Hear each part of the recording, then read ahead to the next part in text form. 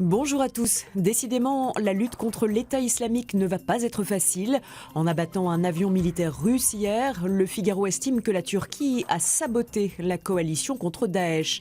Ce tir plombe les efforts diplomatiques de la France et ravive les tensions entre Ankara et Moscou. Vladimir Poutine dénonce un coup dans le dos porté par les complices du terrorisme. De quoi s'interroger comme Libération pour savoir qui sont nos vrais alliés dans la coalition.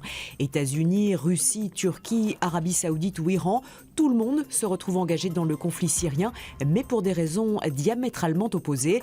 Pas facile donc de mener une guerre en l'absence de stratégie commune.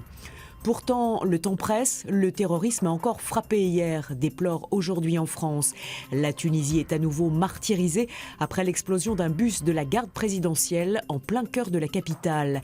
Cette année 2015 a été particulièrement meurtrière, rappelle le quotidien, avec le massacre du musée du Bardo en mars, le carnage sur une plage de Sousse en juin et la décapitation d'un jeune berger le 13 novembre, jour des attentats de Paris. S'il est une usine qui ne doit surtout pas tomber entre les mains des djihadistes, c'est bien celle que la Chine est en train de construire. Il s'agit du plus grand site de clonage du monde, révèlent les Échos. Mais heureusement, seuls les animaux sont concernés.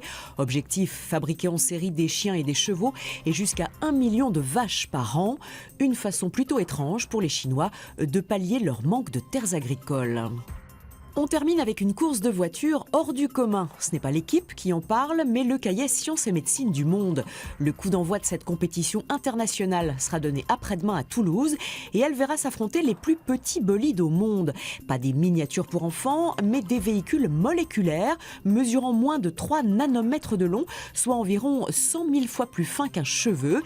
Les scientifiques ont bien raison, quand ce qui se passe à l'échelle humaine nous dépasse, mieux vaut se plonger dans l'infiniment petit.